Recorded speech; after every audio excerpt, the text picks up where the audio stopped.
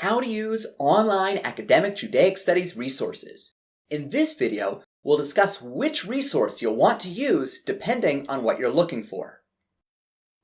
If you're looking for general information about Judaism and Jewish history, check out the Center for Online Judaic Studies, or the Jewish Virtual Library.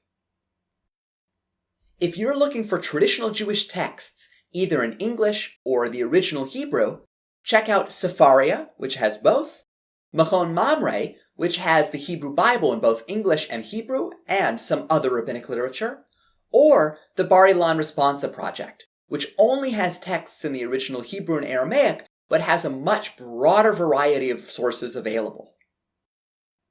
If you're doing research and looking for academic sources, take a look at the Rambi catalog, or the Orion Center, specifically if you're looking for sources on the Dead Sea Scrolls.